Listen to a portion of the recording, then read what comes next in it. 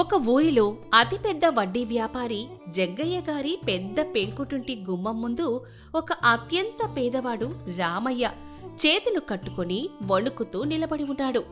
రామయ్య ముఖంలో పేదరికం, కడుపు నిండా ఆకలి, కళ్లల్లో ఏదో తెలియని భయం కొట్టొచ్చినట్లు కనిపిస్తున్నాయి. అయ్యా జగ్గయ్య గారు, దేవుడు లాంటివారయ్యా మీరు. నా ఇంట్లో పూట గడవటం లేదయ్యా.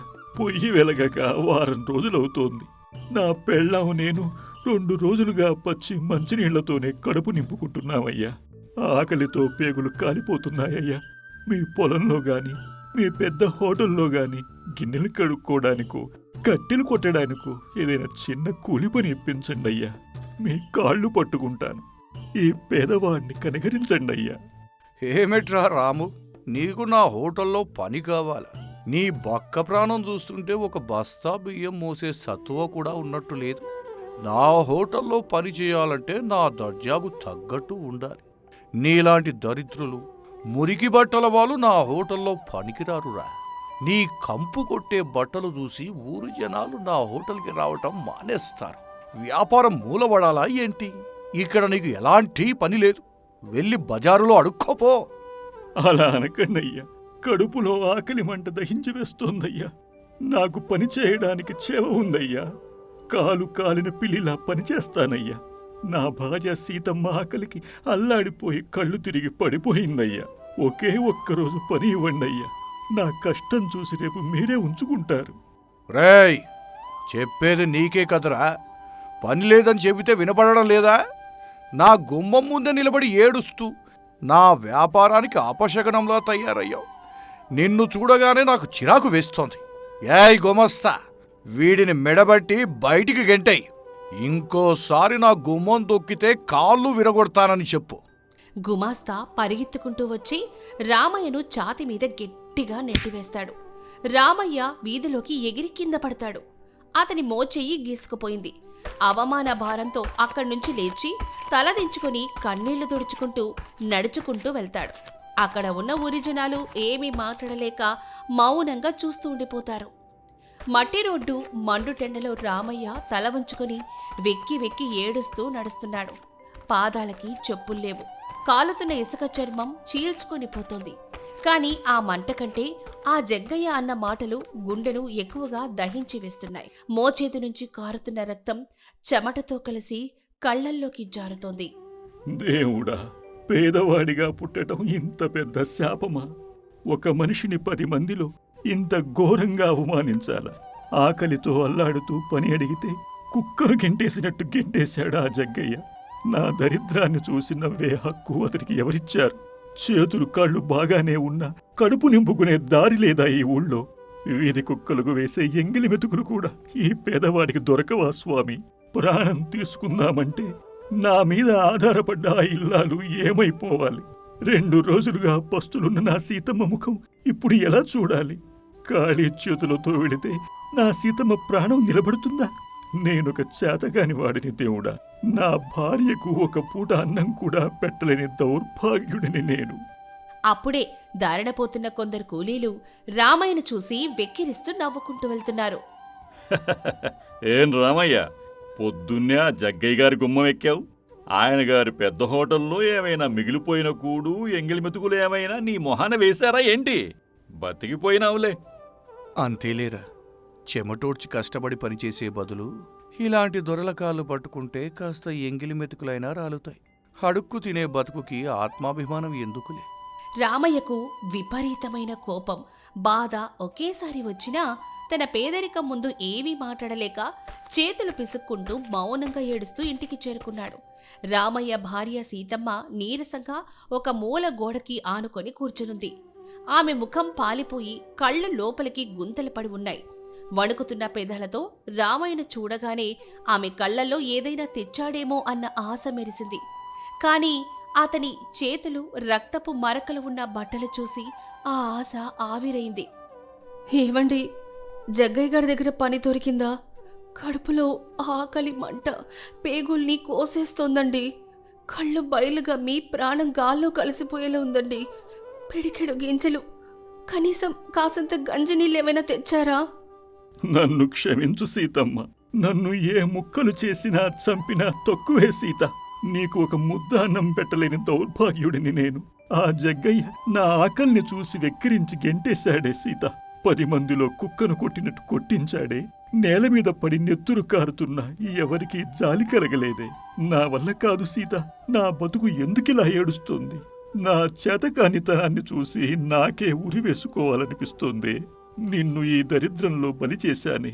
ఈ పస్తులు నా వల్ల కావడం లేదు. నిన్ను ఇలా చూస్తుంటే నా ప్రాణం పోతోందే సీత. అలా అనకండి. మీరు ఏడిస్తే నేను తట్టుకోలేను. ఆ జగ్గయ్యకు డబ్బు మదం. వాడికి పేదవాడి ఆకలి మంట తెలీదు. వాడి మాటలు మీరు మనసుకు తీసుకోకండి. మీరు నా పక్కనుంటే నాకు ఏ ఆకలి అనిపించదు. దేవుడు ఏదో ఒక దారి చూపించకపోడు. మీరు కుంగిపోతే నేను బ్రతకలేనండి. ఒక పూట పస్తుంటే ప్రాణాలేం పోవండి. మీ ఆత్మగౌరవమే నాకు ముఖ్యం. రామయ్య మౌనంగా గుడిసెలో నుంచి బయటకొచ్చి పిచ్చివాడిలా నడుచుకుంటూ ఊరి చివర ఉన్న చెరువు దగ్గరికి వెళ్ళాడు. ఆ చెరువుకు ఆనుకునే ఒక పెద్ద కాలువ పారుతోంది. ఆ కాలువ పక్కన ఒక పెద్ద చెట్టు, దాని కింద కూలబడ్డాడు. ఆ కాలువ పక్కన ఒక పాత పూరి గుడిసె ఉంది. ఎండకు రామయ్యకు విపరీతమైన దాహం వేసింది. గొంతు పిడిచకట్టుకుపోతోంది. గొంతు ఎండుకుపోతోంది. ఆ గుడిసెలో ఏమైనా చుక్క నీళ్లు దొరుకుతాయేమో అడుగుతాను. రామయ్య గుడిసె వాకిట్లోకి వెళ్లి పిలిచాడు. అమ్మా, లోపల ఎవరైనా ఉన్నారా? కాసిన్ని నీళ్లు పోయిండమ్మా. గుడిసె లోపల నుంచి నడుము వంగిపోయి చేతికర్ర పట్టుకొని ఒక ముసలమ్మ బయటకొచ్చింది. ఆమె పేరు సూరమ్మ అవ్వ. ముఖంలో ఎంతో ప్రశాంతత ఉన్నా కళ్లల్లో తీరని బాధ కనిపిస్తోంది. ఎవరయ్యా నువ్వు?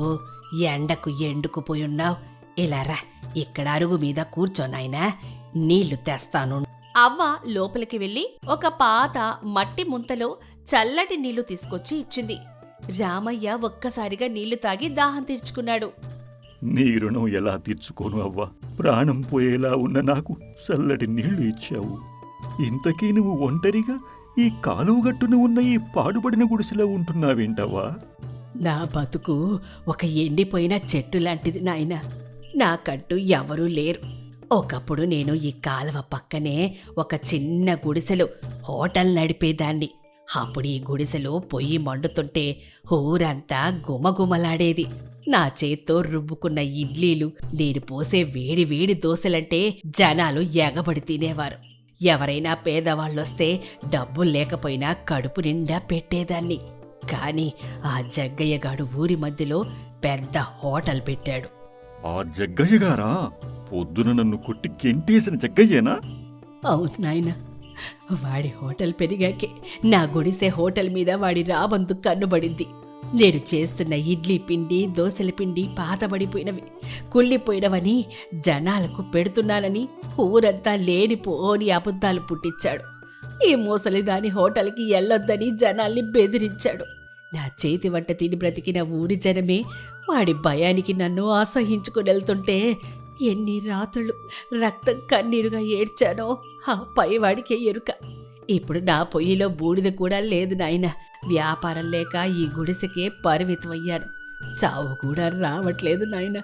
పూట గడవడమే కష్టంగా ఉంది. రామయ్యకు అవ్వ మాటలు వింటుంటే రక్తం మరిగిపోయింది. తనను పనిలేదని అవమానించిన జగ్గయ్యే ఈ ముసలి అవ్వ బతుకును కూడా నాశనం చేశాడని తెలిసి కసి పెరిగిపోయింది. అప్పుడే రామయ్యకు ఒక అద్భుతమైన ఆలోచన వచ్చింది. అవ్వా, ఏడవకవ్వా. నీ గుడిసె హోటలు మూతపడినా నీ చేతి రుచి చచ్చిపోలేదు కదా అవ్వా. నాకు ఇప్పుడు ఒక అద్భుతమైన ఆలోచన వచ్చింది. ఈ కాలువలో నీ గుడిసె వెనకాలే పారుతున్న ఆ నీళ్లలో మనం కొత్త హోటల్ పెడదాం అవ్వా. కాలవలోనా? అదేమిటి నాయనా? నాకు ఆకలికే దిక్కులేదు, మళ్ళీ హోటలేంట్రా? నా వల్ల ఎక్కడవుతుంది నాయనా? అవును అవ్వా, నీళ్లలో తేలే పడవ మీద హోటల్ నిర్మిస్తాను నేను. నువ్వు నా భార్య సీతమ్మకు నీ చేతి వంటలు నేర్పించు అవ్వా. నీ సాయం మా కష్టం తోడైతే మళ్ళీ ఆ జగ్గయ్యగాడి అహంకారం అణిచివేస్తామవ్వా. వచ్చిన లాభంలో ఇద్దరం చెరుసగం పంచుకుందాం. ఏమంటావవ్వా? నాకేం శాతనవుతుందిరా ఈ వయసులో? అయినా నా మీద వాడికి చాలా పగుంది. మళ్ళీ మనల్ని బ్రతకనివ్వడురా. వాడికి నా మీద కూడా పగ ఉంది అవ్వా. నన్ను ఈ రోజు దారుణంగా అవమానించాడు. వాడి మీద మనం గెలవాలంటే ఇదే సరైన దారి. నువ్వు ఒప్పుకో అవ్వా. నేను అన్నీ చూసుకుంటాను. నీకు చేదోడు వాదోడుగా నా భార్యను తోడు తెస్తాను. సరేరా నాయనా, నీ నమ్మకం చూస్తుంటే నాకు చచ్చిపోయిన ప్రాణం మళ్ళీ లేచొస్తుందిరా. ఆ జగ్గయ్య పొగరనగాలంటే మనం బతికి చూపించాలి. నేను సీతమ్మకి అన్నీ నేర్పిస్తాను.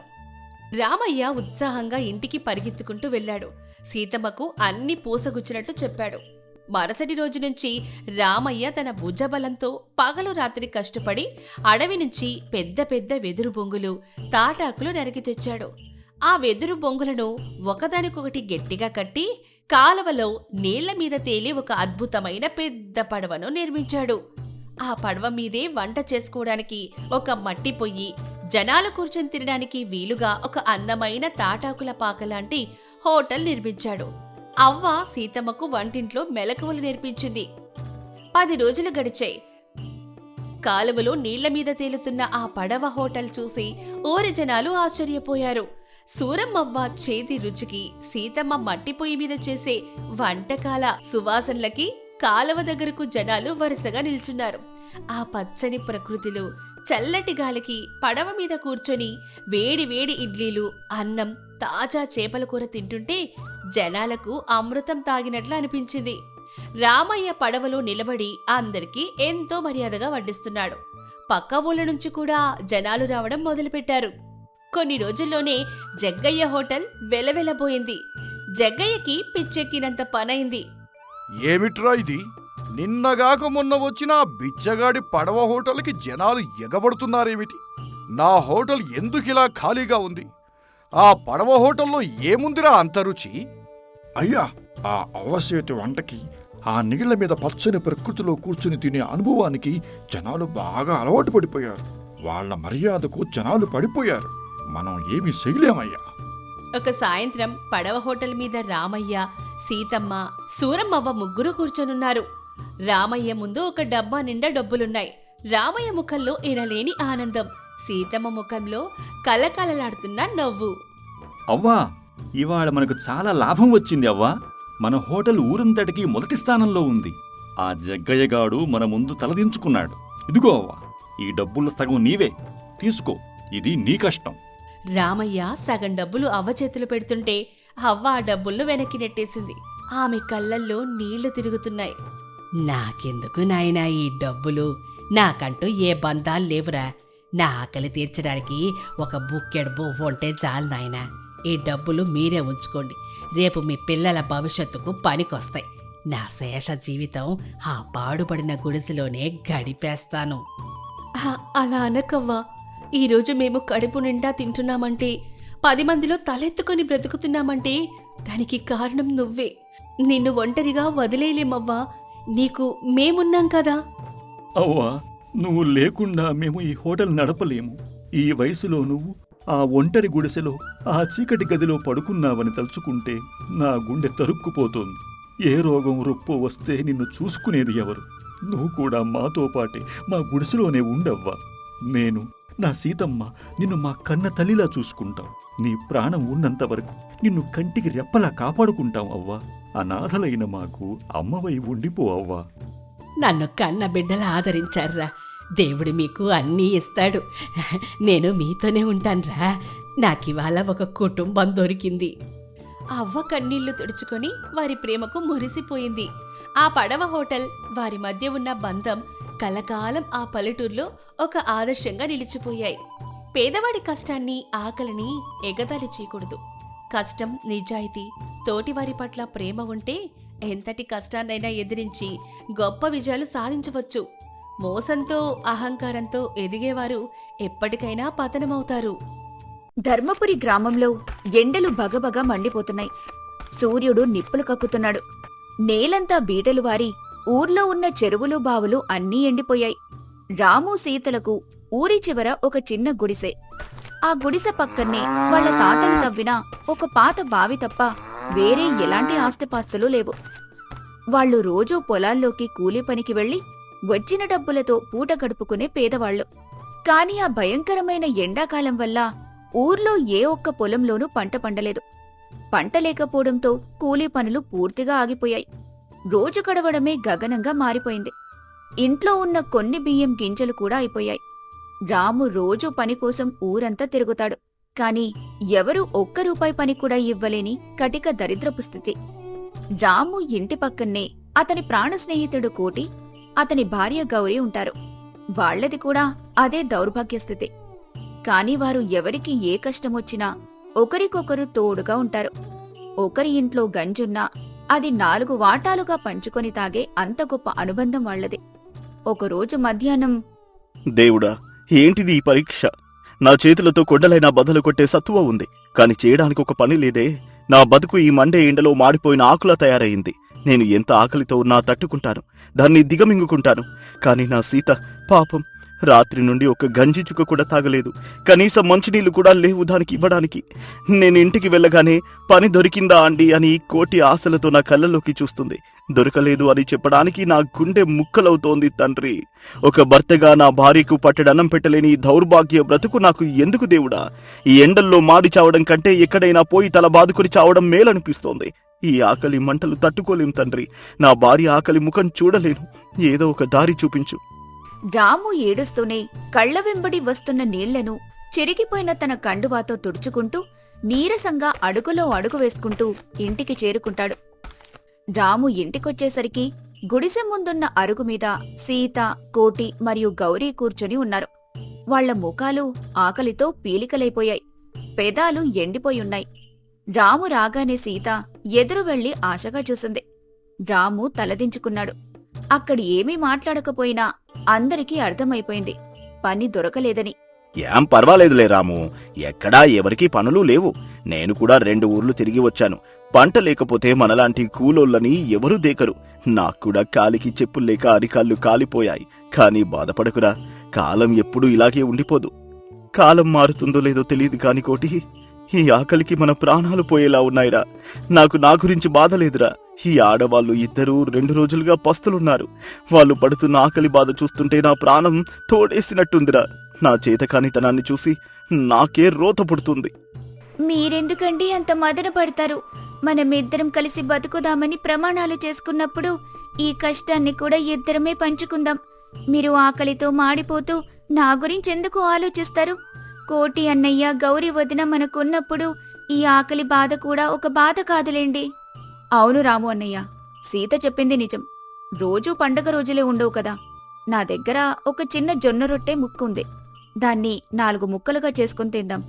దేవుడు ఎప్పుడో ఒక రోజు మన కష్టాలు తీరుస్తాడు. ధైర్యంగా ఉందామన్నయ్యా. నలుగురు కూర్చొని ఎవరూ మాట్లాడకుండా ఆకలితో మాడిపోతున్న కడుపులను పట్టుకుని కన్నీరు కారుస్తూ ఉన్నారు. మరునాటికి ఉదయం. ఎండ మళ్లీ ప్రతాపం చూపిస్తోంది. సీతకి గొంతు ఎండిపోయిపోతుంది.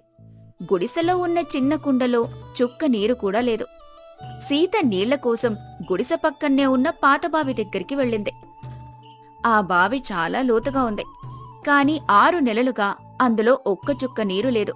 పూర్తిగా ఎండిపోయింది. సీత నీరసంగా బావిలోకి వంగి చూసింది. లోపలికి చూసిన సీతకి ఒక్కసారిగా ఆశ్చర్యంతో కళ్లల్లో నీళ్లు తిరిగాయి. ఏవండి, కోటి అన్నయ్య, గౌరీ వదిన, అందరూ ఒకసారి ఇక్కడికి రండి, తొందరగా రండి.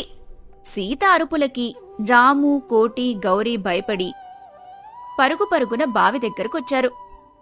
ఏమైందే సీత? ఎందుకలా అరుస్తున్నావు? కళ్ళు తిరుగుతున్నాయా ఏంటి? ఒక్కసారి లోపలికి చూడండి. బయట వాతావరణం అంత నిప్పులు కక్కుతోంది. ఒక్క పచ్చి ఆకు కూడా లేదు. కాని మన బావి అడుగున చూడండి, లోతుగా ఉన్న మట్టిలో నుండి ఒక పచ్చని తీగ పైకొస్తుంది. ఆకులు ఎంత పచ్చగా ఉన్నాయో చూడండి. అందులో ఏదో ప్రాణమున్నట్టు కనపడుతోంది. రాము, కోటి ఆశ్చర్యంగా లోపలికి చూశారు. నిజమే, బావి అడుగున చాలా పచ్చగా ఒక పిచ్చి మొక్క పెరుగుతోంది. అవును సీత, బయట ఎండ 100 డిగ్రీలున్నా బావి అడుగున లోతు ఎక్కువ ఉండడం వల్ల సూర్యుడి ఎండల వేడిమి లోపలికి వెళ్ళదు. చల్లగాలి మాత్రమే కిందకు చేరుతుంది. అందుకే బావి అడుగున మట్టి ఇంకా తడితడిగా చల్లగా ఉంది. ఆ తడికి గింజ మొలకెత్తింది. రాము, నాకొక ఆలోచన వస్తోందిరా. బయట పొలాల్లో ఎండకు మట్టి బీటలు వారిపోయింది. అందుకే పంటలు పండవు. కాని మన బావి అడుగున మట్టి చల్లగా తడిగా ఉంది. అక్కడికి ఎండ వెళ్ళదు. మనం ఈ బావి లోపలికి వెళ్ళి ఆ మట్టిలో కూరగాయలు ఎందుకు పండించకూడదురా? రాముకి కోటి చెప్పిన మాట విన్నాక గుండె గట్టిగా కొట్టుకుంది. అవునరా కోటి, మన బావి లోతుగా ఉన్నా అడుగున చాలా విశాలంగా ఉంటుంది. నువ్వు నేను బావిలోకి దిగి ఆ మట్టిని తవ్వి మన దగ్గర ఉన్న కొన్ని వంకాయ టమాటో గింజలను నాటుతాం. ఇంట్లో వాడేసిన నీళ్లు, గంజినీళ్లు అన్నీ ఆ బావిలో పడేస్తాం. చీకట్లో చెమ్మకి పంటలు తొందరగా వస్తాయి. ఇది మన ఆకలి తీర్చాలని ఆ దేవుడు చూపించిన దారిరా. నలుగురి ముఖాల్లో ఆకలి బాధపోయి ఒక కొత్త ఆశ చిగురించింది. వాళ్ల ఆకలి మంటలను ఆర్పడానికి ఆ ఎండిపోయిన బావి ఒక వరంలా అనిపించింది. ఆ రోజే రాము, కోటి ఇద్దరూ తాడు కట్టి బావి లోపలికి దిగారు. లోపలికి వెళ్లగానే వాళ్లకి పెద్ద ఉపశమనం అనిపించింది. బయట ఉండే వేడిమి లోపల లేదు. మట్టి చాలా చల్లగా, కొంచెం తడిగా ఉంది. ఇద్దరూ కలిసి చేతులతో చిన్న పారతో బావి అడుగున ఉన్న మట్టిని చాలా మెత్తగా తవ్వారు. ఊర్లో ఉన్న ఎవరి పొలంలోనూ రాలిపోయిన కొన్ని వంకాయ, టమాటా, పచ్చిమిర్చి గింజలను ఏరుకుని వచ్చి ఆ బావి అడుగున నాటారు. రోజూ సీత, గౌరీ ఇంట్లో వాడేసిన ప్రతి చుక్క నీళ్లను జాగ్రత్తగా దాచి తాడుతో ఉన్న ఒక చిన్న బిందెని కిందకి దించి ఆ మొక్కలకు నీళ్లు పోసేవారు.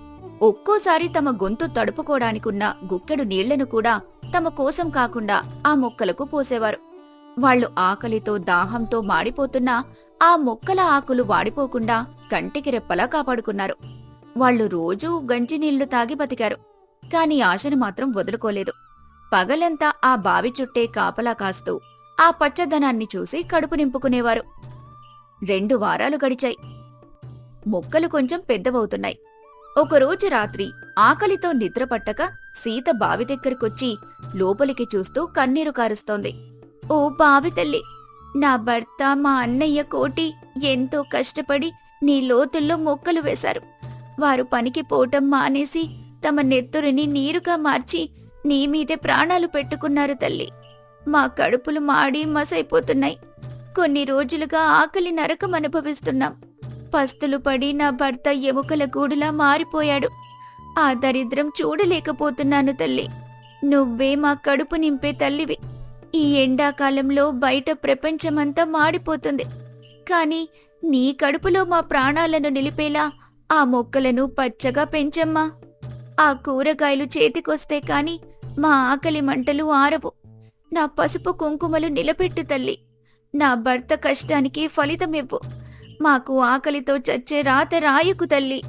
సీత ఏడుస్తూ దేవుణ్ణి ప్రార్థిస్తూ అక్కడే బావిగట్టు మీద ఆ రాత్రంతా పడుకుంది. 1 రోజులు గడిచాయి. వాళ్ల కష్టం ఫలించింది. రాము, కోటిల పట్టుదల, సీతా, గౌరీల కన్నీరు కలిసి ఆ బావి అడుగున ఒక అద్భుతాన్నే సృష్టించాయి. ఒకరోజు ఉదయం బావిలోకి దిగిన రాము ఒక్కసారిగా ఆశ్చర్యంతో గట్టిగా అరిచాడు. కోటి, సీత, గౌరీ, తొందరగా రండి, తొందరగా రండి. అందరూ పరుగు పరుగున బావి దగ్గరకొచ్చారు. భయపడుతూ బావిలోకి తొంగి చూశారు. అక్కడ దృశ్యం చూసి అందరి కళ్లల్లో ఆనంద బాష్పాలు రాలిపోయాయి. బావి అడుగున అంతా పచ్చపచ్చని ఆకులతో చెట్టు నిండా ఉన్న లావుపాటి వంకాయలు, ఎర్ర ఎర్రటి టమాటలు, పచ్చిమిరపకాయలు నిండుగా కాశాయి. బయట నుండి వచ్చిన చిన్న సూర్యుడి కిరణం ఆ వంకాయల మీద పడి ముత్యాల్లా మెరిసిపోతున్నాయి. రాము, పండిందిరా, పంట పండింది. మన బావిలోకి సాక్షాత్తు ఆ లక్ష్మీదేవి నడుచుకుంటూ వచ్చిందిరా. ఇంకా మనకు ఆకలి బాధ లేదురా. రాము ఒక గంప నిండా తాజా వంకాయలు, టమాటాలు కోసి పైకి తెచ్చాడు. ఆ కూరగాయలను చూసిన సీత, గౌరీ ఇద్దరూ గట్టిగా హత్తుకొని ఏడ్చారు. అది ఆకలితో ఉన్న విషాదం కాదు, ఆకలి మంటలు తీరబోతున్నాయన్న ఆనంద బాష్పాలు. ఆ రోజు ఇంట్లో పెద్ద పండుగ. సీత తొందరగా వెళ్లి ఆ తియ్యని వంకాయలతో, టమాటాలతో ఒక అద్భుతమైన కూర వండింది. ఆ కూర ఉడుకుతుంటేనే వాళ్లకి ప్రాణాలు లేచొచ్చాయి. గౌరీ జొన్న రొట్టెలు చేసింది. నలుగురు గుడిసె ముందు కూర్చొని ఆకులు వేసుకుని ఆబగా అన్నం తిన్నారు. మొదటి ముద్ద నోట్లో పెట్టుకోగానే వాళ్ల కళ్లల్లోంచి గలగల కన్నీరు కారింది. 1 రోజులుగా కడుపులో ఉన్న మంట ఆ తియ్యని కూరతో చల్లారిపోయింది.